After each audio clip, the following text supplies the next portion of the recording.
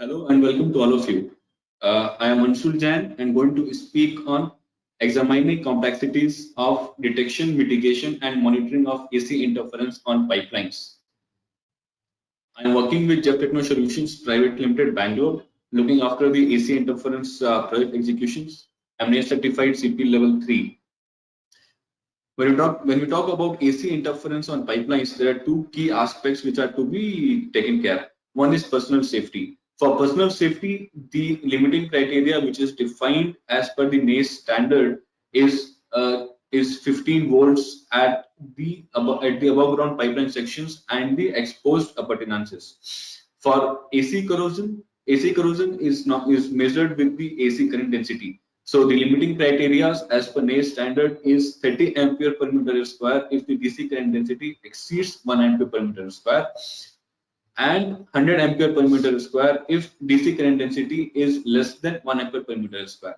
So from this we understand that monitoring of AC induced voltage is easy as it is required to be done at the exposed parts of the pipeline and the appurtenances to maintain personal safety. But for AC corrosion that can take place anywhere on the pipeline, Indian industry has also witnessed AC corrosion on the pipelines. So it is required to study the complete pipeline to identify vulnerable locations. Let us talk about in detail more about the AC current density. So the equation which is visible on the screen is coming from the NACE Technical Committee report, which says that the AC current density depends on the AC touch voltage and soil resistivity. So AC touch voltage is the driving voltage for AC current to come out of a holiday, which can cause AC corrosion. And local soil resistivity will define the spread resistance of the holiday. So these are the two guiding factors for the AC current density. So let us see induced AC voltage in detail. Induced AC voltage on a pipeline depends on following parameters. First is the current in phase connectors of the transmission lines. Second is the collocation geometry of the pipeline and transmission lines, like length of the parallelism, separation distance, and the angle of crossing. Third one is the soil resistivity. So induced AC voltage on the pipeline is directly proportional to the current in the phase connectors. As the current in the phase connectors is going to increase, the induced voltage will also increase in the same proportion. Now, to identify vulnerable locations with high induced voltages, effect of collocation geometry is studied in this paper considering soil resistivity to be constant. Soil resistivity at a particular location shall remain constant for a considerable time. So let us see what we are doing. So this slide shows a simple geometry. We have selected a very simple geometry for doing this study. So here you will see we have one pipeline and one transmission line which is running parallel for 13.2 kilometers and crossing at two locations at angle approximately 30 degree. The transmission line which is collocating with the pipeline is 400 kV transmission lines. So let us study the effect on the pipeline because of this in the next slides. This slide is presenting results of induced AC voltage and current density from the computer modeling and simulation. So we'll study the results which are here part by part in the next few slides. So first, let us see that which is the location where we are seeing maximum induced AC voltage. So you can see this the pinpointed location. This is where we are seeing the maximum induced AC voltage. This is 18.921 volts. The current density here you will see is very low. So you'll understand what we understand from this is that the maximum induced AC voltage is observed where the pipeline and power lines are conversing in this location. Vulnerable locations for AC corrosion are not necessarily same as of the AC voltage. So you see the current density here is only 6.695. So the current densities are very low where the AC voltage is considerably high. Now let us see which is the location where we are seeing high current density. So from this chain is 171.620 to 164.512 approximately 6-7 kilometers of pipeline section where we are seeing the high current density which is highlighted here. So the point to observe is here this pipeline is almost 3.5 kilometers away from the transmission line. Here itself we are seeing a very high current density area. Okay. So what do we understand from this is that the AC current density and the AC voltages, the vulnerable locations for the AC current density and AC voltages can be different. Okay, so although we are seeing the high AC voltage somewhere here, but the current density we are seeing high at this location where the transmission is very far. So what is happening here is the induced current which is getting induced on the pipeline here is traveling on the pipeline, is coming out of the pipeline where we have the low soil residuities. So here you see the soil residue values are very low, which is 14.03. Moving to the next slide. So here in this slide, we are illustrating what is happening at the crossing locations. Pipeline and transmission lines which are running parallel are also crossing at two locations at angle of 30 degree, which is high as the CVT ranking. So, but you'll see the AC voltage and the current densities. Okay, AC voltages here are not very much high. Okay, current density we understand is depending on the soil CVT. Okay, so even at the low voltages, we can see high current densities. So because of this, you'll understand that the crossing locations are not necessarily the vulnerable locations, because we have seen in the previous slides where there are higher voltages and these are not the crossing locations. The pipeline operator had few existing AC mitigations also at 6 locations. So this slide shows that what is the AC voltage and current densities at those locations. So we can see here that at few locations, although we have the mitigations installed, okay, these mitigations are simple configurations, like we have the zinc groundings installed very near to pipeline, but still we are seeing the AC voltages and the AC current densities to be very much high and crossing the limiting criteria. So what do we understand from this is that the mitigation measures installed without proper design are not effective. Let us see the results once again.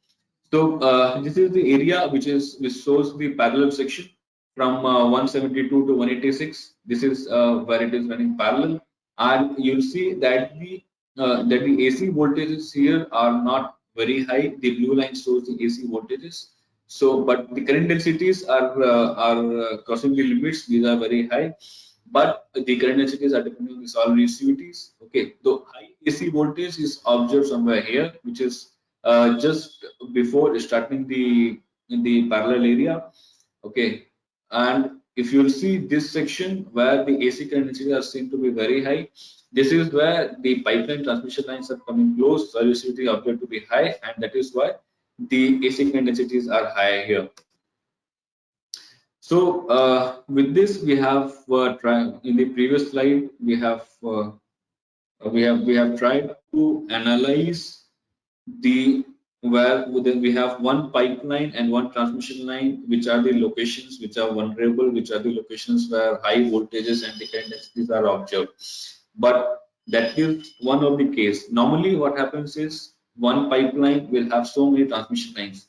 Here, the yellow one, what you are seeing is the pipeline, and all other are the transmission lines. So there are so many transmission lines which are coming close to the pipeline and moving away at various locations, crossing at multiple locations at different angles. So this is something which is very complex collocation, and it becomes very difficult to identify the vulnerable locations manually and design the mitigation measures to mitigate the AC corrosion and AC interference. What do we understand from the previous discussion is that this is listed in the results. So you'll see the vulnerable locations are not necessarily the crossing locations. We have seen the data at the crossing locations where the AC interference parameters like the voltage and current densities are not the maximum. At other locations, we have seen the higher values.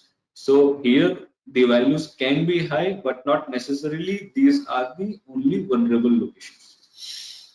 Vulnerable locations for AC corrosion can be entirely different from the vulnerable locations for AC voltage.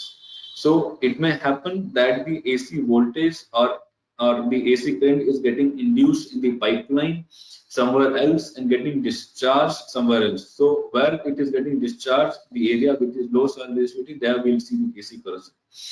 So these are the two parameters which shall be studied separately. Soil resistivity is a key parameter for AC corrosion.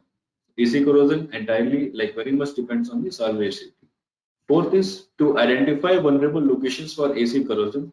Induced AC voltage on complete pipeline shall be known. Okay. So because AC corrosion can happen anywhere and AC corrosion is very much dependent on the AC voltage and soil resistivity. So it is very important to know induced AC voltage on the complete pipeline. The geometry of pipeline and power line collocations is complex in practical situations, which makes it very difficult to identify vulnerable locations. Mitigation measures installed without proper design are not effective. This is what we have seen. There were some existing mitigations which were just installed abruptly on the basis of the field observations.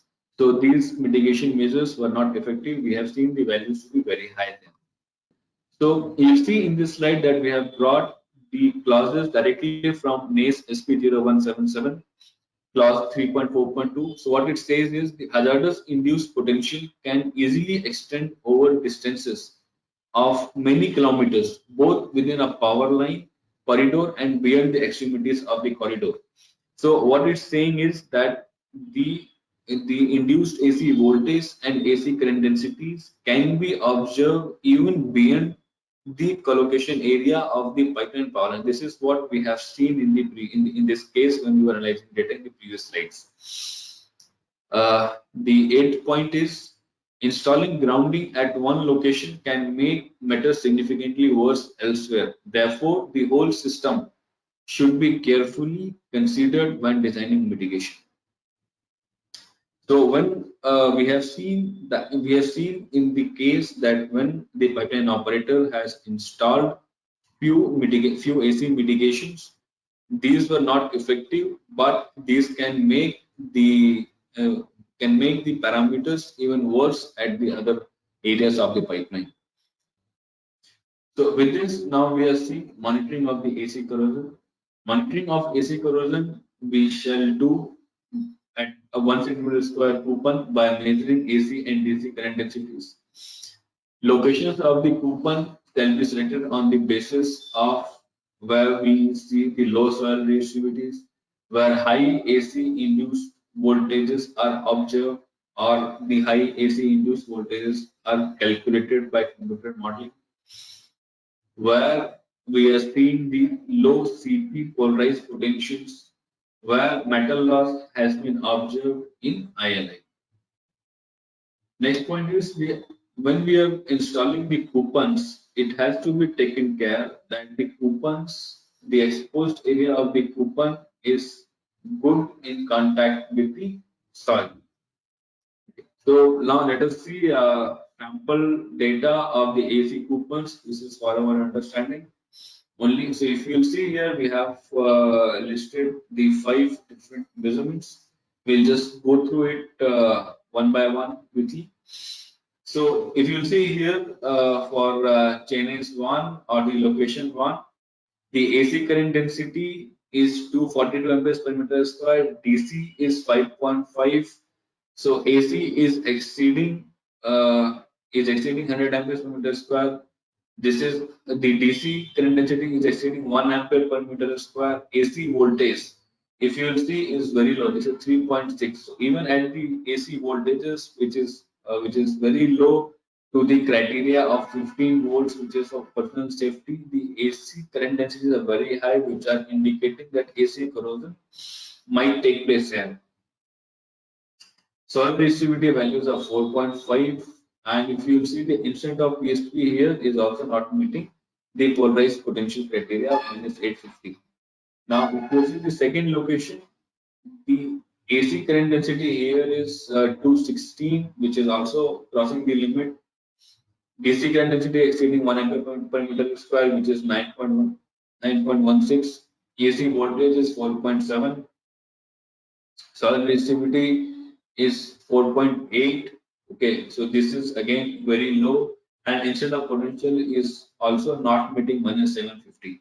So these two locations are showing the similar kind of values, which is indicating that these are the locations which are vulnerable for AC corrosion to take. If we'll see the third location where the AC current density is 39, but DC current density is exceeding 1.9. So although AC current density is within the limit of 100 amperes per meter square, but it is crossing 30 amperes per meter square criteria, and because DC current density is more than 1.9. So this is again the location where the AC corrosion might take place. Okay, here also the voltage is very low, 3.2 volts. Solvency is high here, you see 166. Okay, the on potential is minus 1.2 and instant off is minus 0.9. So this location, the CP polarization observed is adequate. If you will see the fourth location, we have the AC current density, which is again 43, but here DC current density is within limit of 1 ampere per meter square. So this is the area where the AC corrosion is not expected as per this, because when the DC current density is less than 1 ampere per meter square, the AC current density can reach up to 100 amperes per meter square. AC voltage at this location is also only 1.5, solid resistivity is 36, on PSP is minus 1.4, instead of is minus 0.980, which is meeting the CP criteria. Last location, if you see, we have the current density of 36.5, DC current density of 0.4, AC voltage is 17. So even at the location where the AC voltages can be so high, which is 17.5, which is crossing the personal safety criteria of 15 volts, the the values of the AC and DC current densities does not indicate the chances of AC corrosion. Solid resistivity is expected to be high, so 108, and instead of PSP is meeting the criteria. So with this, we'll just move. I'd like to conclude my presentation with these 3 points. So what we understand is, to make pipeline free from AC corrosion, detailed study is required where AC voltage and AC current density on full length of the pipeline is studied, not only at the DLP locations and the exposed appurtenances or the exposed pipeline sections.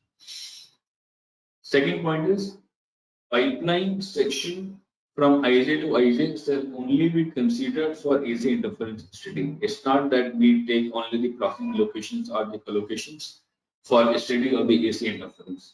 The complete pipeline section from IJ to IJ shall be selected for the AC interference study.